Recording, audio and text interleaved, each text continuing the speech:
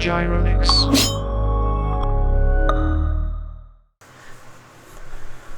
Okay, welcome back to this C++ programming tutorial.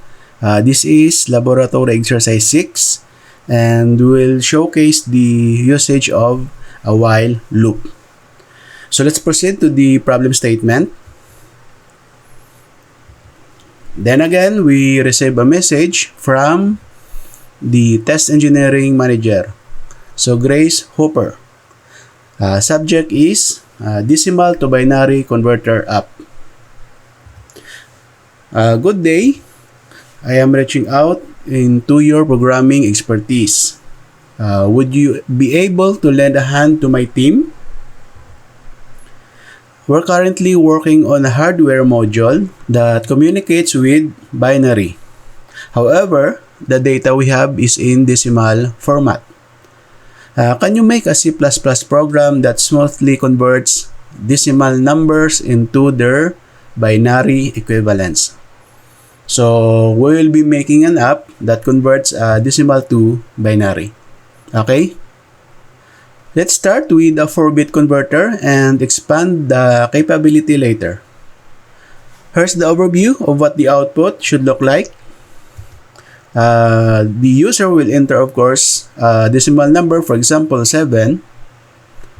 Then the program will convert or will display its binary equivalent. So the binary equivalent of 7 in 4-bit format is 0, 1, 1, 1.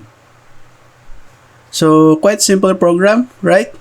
Okay, so let's head back or open our CodeBlocks IDE. Okay, so let's create a project first. So we have file, new project, console application, okay, C++. The project title is, let's say, Lab 6. So this is binary or decimal. Okay, decimal to binary. Then browse to your desired folder. So in my case, I will save in this C++ projects. Okay, select folder, next, okay, as is, finish.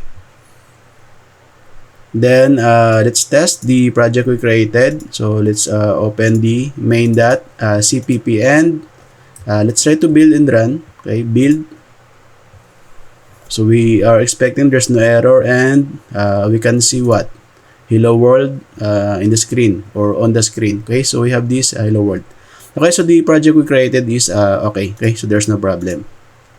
And we don't need this statement.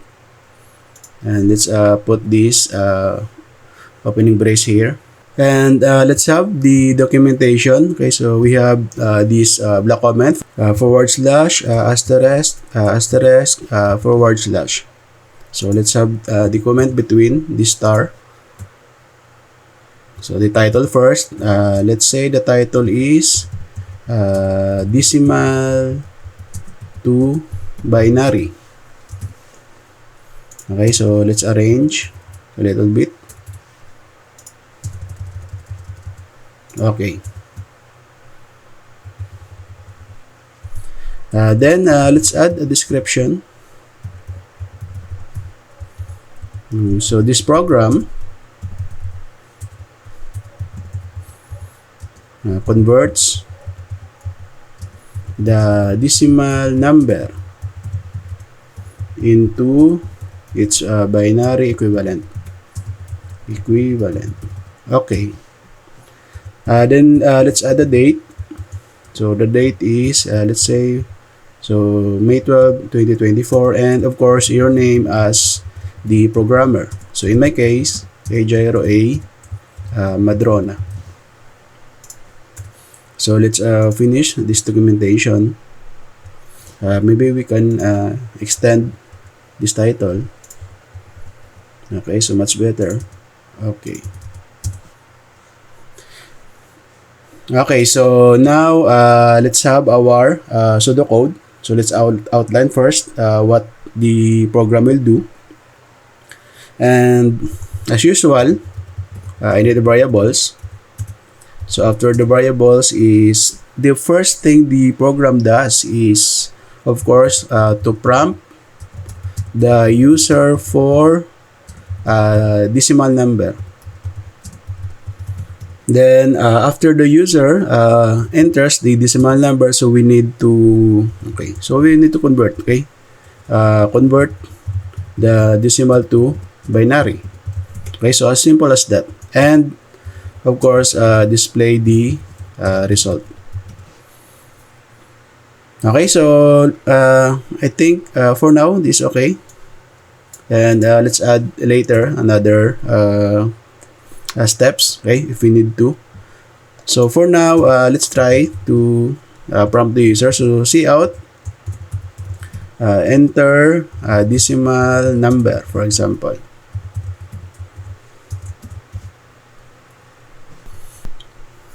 Of course, the user will enter the decimal number and we need to extract that using cin. And we need to store that into the variable. Let's call it, for example, decimal number. Okay. Then we need to declare this one as int. So since we're dealing now with a whole number only, okay, decimal number equals, let's say the initial value is 0. So let's try this out. Okay, build. Okay, so hopefully there's no error. Okay, run. So let's try to enter a number. Let's say 9. Okay, so far so good. So let's continue. If you remember the process of converting the decimal number to binary, we are dividing the decimal number by 2.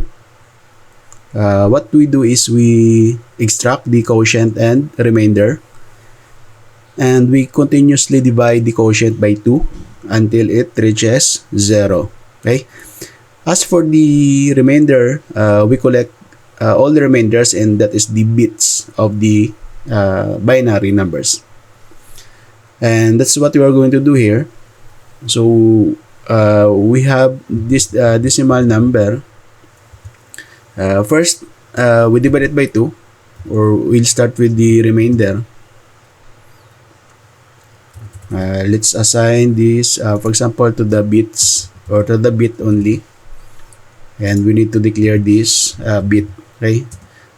Bit is, let's say, initial value is 0. Take note that this bit is the remainder of the division. Okay, so since we are using modulo, so we store that bit and we output that one. Okay, so cout bit. Okay. Then for the quotient, let's not create another variable, but rather let's overwrite the value of the decimal number. So the new value is, of course, the quotient, which is the decimal number divided by 2. And we are going to repeat this process until the decimal number is equivalent to 0. So we're doing the while loop. Okay, so while decimal number, of course, is not equal to 0. Okay, so we have this open brace, and let's wrap the statements inside the body of the while. Okay, so we can have the tab. Okay, so to make it readable. Okay, so this is what the program does. It will first extract the remainder, store it in the bit, then output. Okay, so output to the screen. Then after that, we'll take the quotient. We'll take the quotient of dividing by 2 and store it back to the decimal number. So the new value of the decimal number is the quotient now. So if it's not 0, it will repeat the process. So extract again the remainder, okay, so divide by 2. So it will repeat, okay, until the decimal number is 0. Okay, so let's try build. So hopefully there's no error. Okay, run. For example, 9 is 1001, if you remember the binary equivalent. Okay, so 1001. Okay, so far so good. So run again. Let's try 8. 8 is 1000 in 4 bits. We have a problem. So supposed to be this is 1000. So it is displaying the bits backwards. So this is for decimal number 1, okay, the 001. Okay, so that's the problem of this code. But we have the reference, okay. What we need to do now is rearrange the bits. And to do that, I think we need a storage for these individual bits. Okay, so let's do that. Okay, so using this as a reference, we need bit storage. Let's start with 4 bits. Let's say this is bit 1. So let's create 4. Okay, bit 1. So copy paste.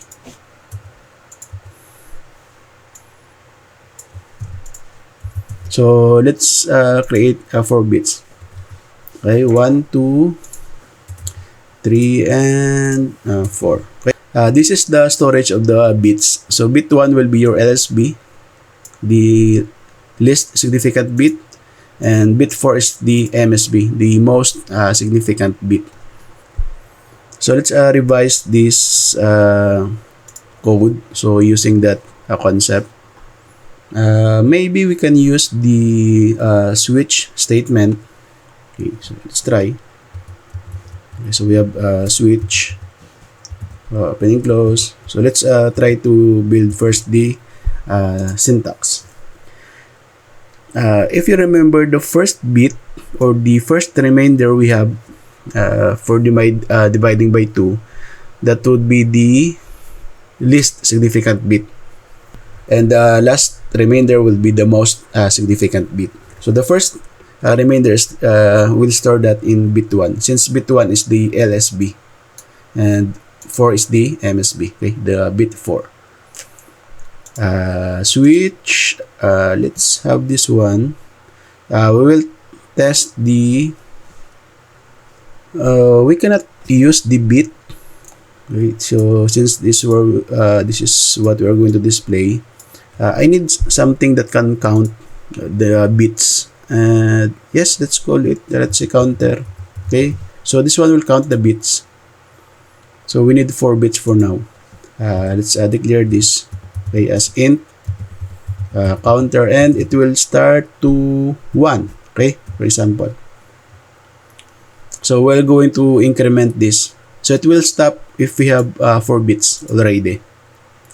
Okay, so okay, decimal number is not equal to 0. So that is the while. So switch, okay, counter. We can say case 1.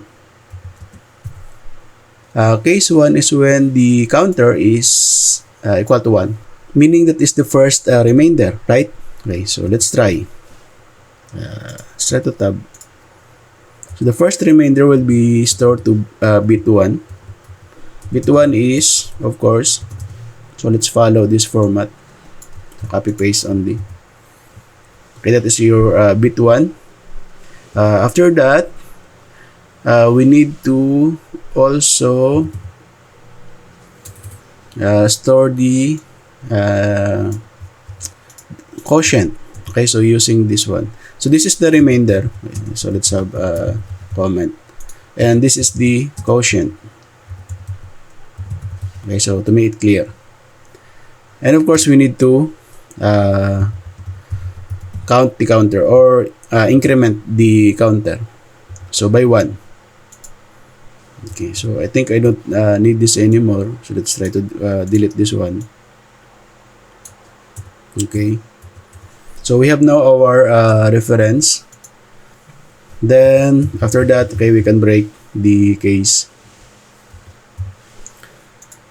Next is, so we are in, after this execution of case 1, the counter now will have the value 2 because of this increment. Okay. So for the value of 2, Okay, we can say, actually we can copy paste. Okay, so to avoid error. So case 2. So case 2 I will store in bit 2. Actually the same process, increment. Okay, so copy paste. And this is now case 3 and I will store it in bit 3. And the last is case 4. And I will store it in bit 4. Okay, and of course the last is default. So we are actually expecting this one will not be executed. Okay, but just in case we have an error, so we have, let's say, invalid value. Okay, then of course break. Don't forget the break when we are using the switch. Okay, so this is the structure of the program. So we have this switch statement. Don't forget, this is the open brace and this is the pair. Okay, the closing. This one is for the while. And for the while, we are testing the value of counter, not the decimal number anymore. So we'll test if the counter is as long as the counter is less than 5. Okay, so meaning the limit is 4. Okay, less than 5. Counter is less than 5. So it will execute this case 1. Increment, we have 2. So test again, increment. So we have 3. So we have 4.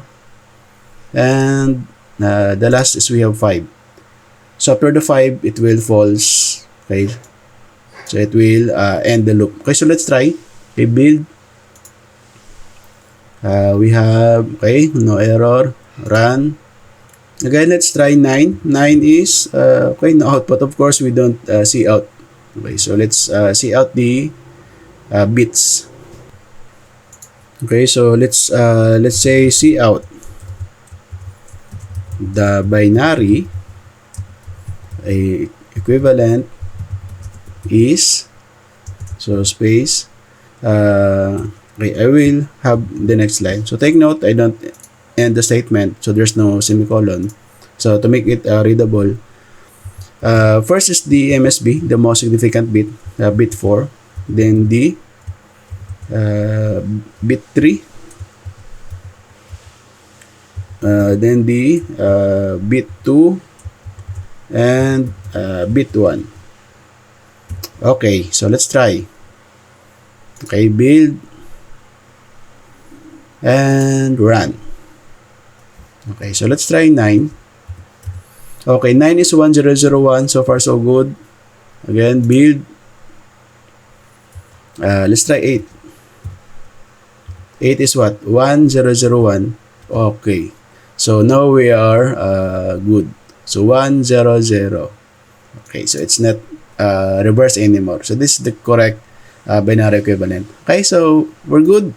Another one, build. Let's try 7.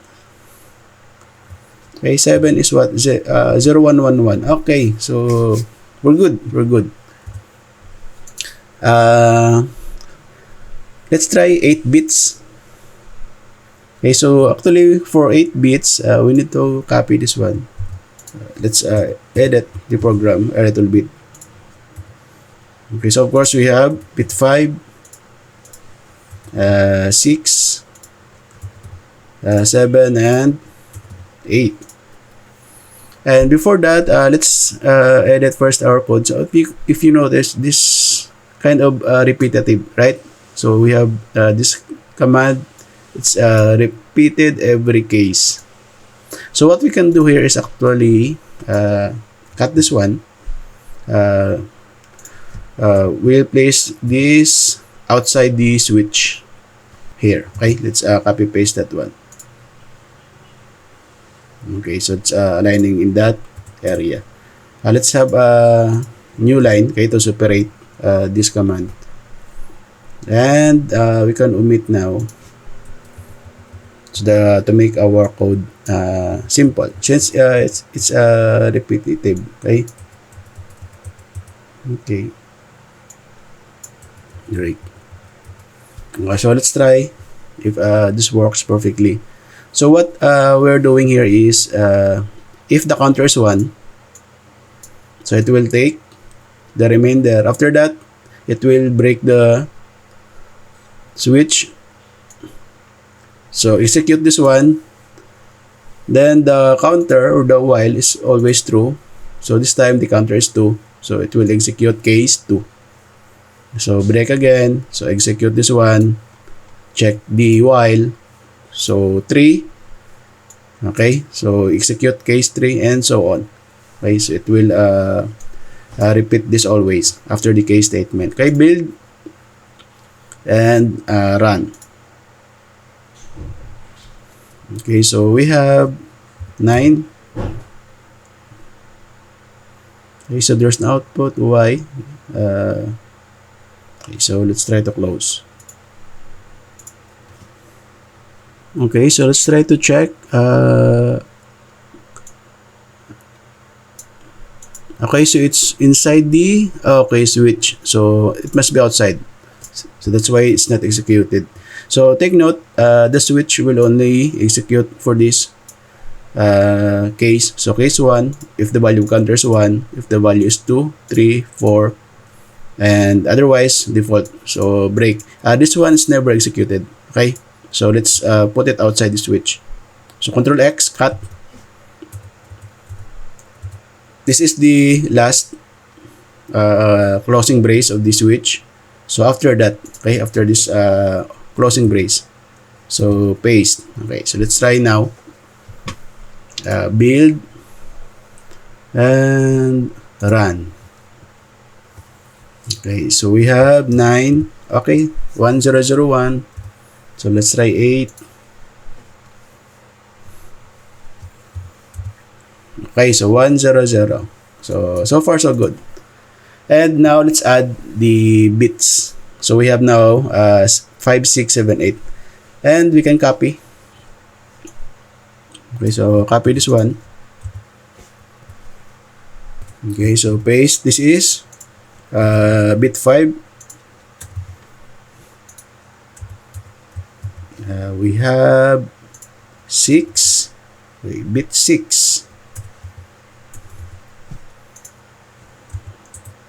We have 7. And the last is 8. Okay, copy paste. Okay, so we have 8. So we add this bit. So this is the last bit, case 4. So we add the case 5, of course, with corresponding bit storage, bit 5. So 6 is bit 6, case 7, case 8.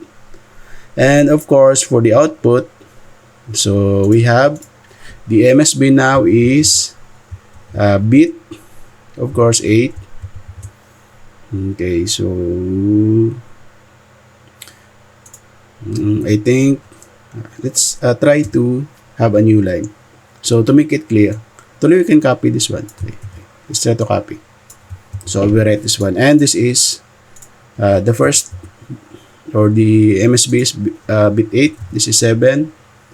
This is 6, and this is 5. Take note again, I don't have a semicolon here. So which means these are all one statement. Okay. So the reason I do it this way, to have readable code. So that is MSB and this is your LSB. Okay, so let's try build and run.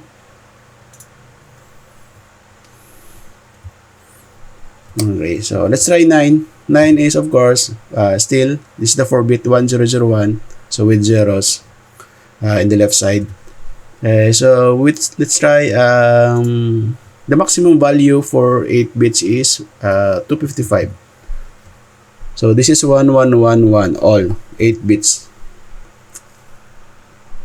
The reason is, let's check.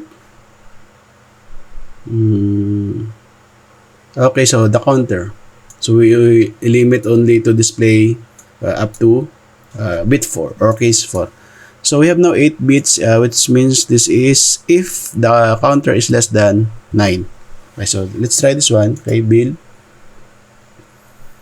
and run.